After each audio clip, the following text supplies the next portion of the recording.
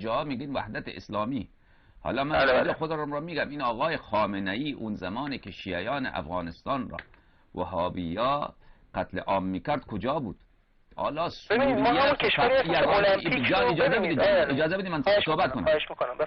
سوریه یک اولین جایی نیست که وهابی ها شیعیان را قتل عام میکنن. در افغانستان اونجا پیش گوش شما و پیش گوش آقای خامنه ای 30 ساله که شیعیان قتل عام میشدن تا این که امریکا آمد طالبان را کنار زد و بله و اونا را خداوند متعال نیست چه جالب یه طرفی از آمریکا. خب بله بفرمایید. چه جالب، حقیقت اینه. این که امریکا آمد وارد افغانستان شد این یک نعمت بود برای شیعیان. حالا شما که نادانی نمیدونید. خب من صحبت کنم نه من تمام نشده. بفرمایید. این در کنار گوش آقای خامنه ای بود. آقای خامنه ای برای شیعیان افغانستان غیر از خیانت چیکار کرد؟ در کنار گوش شما مردم چچنیا مسلمانن. روزها اونا را چندین مرتبه قتل عام کرد. آقای خامنه ای یک بار گفته یک کلمه، شما ببینید سخنرانی هاشه، یک کلمه درباره چچنیا ذکر میکنید. چه عجب شد که سوریه اینجوری مهم شده. دیگرها مثلا اجازه بده حرف من تمام بشه. خب ساکت باش بس. چه خبر که اینجا سوریه اینقدر مهمه؟ پس اینجا مسئله مخالفت با وهابیت نیست. اینجا مسئله منافع سیاسی شما هست.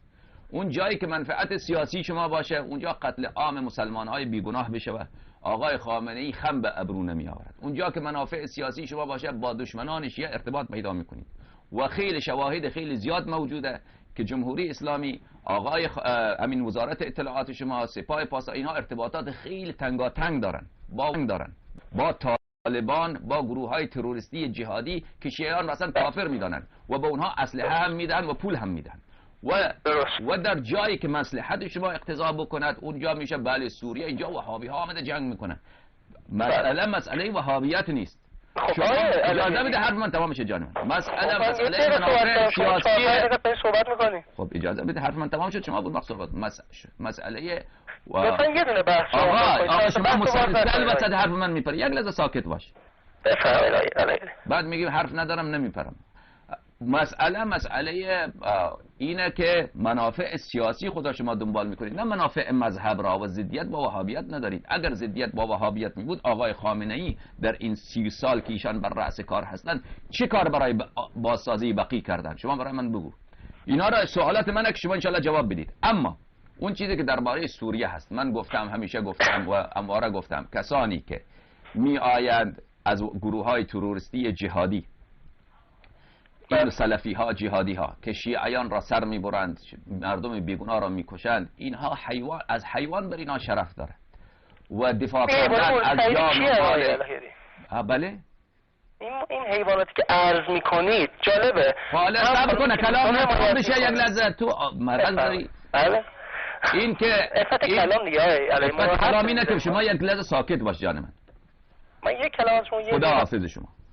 اینه که اینها بله اینها از حیوان بدتره و دفاع کردن کسی که جانش در خطر باشه، مالش در خطر باشه، او واجبه، برای او واجبه که از جان مال خود دفاع بکنه. و در بله سوریه مردم علوی سوریه زیاد معلوم نیست که اونا شیعه باشن.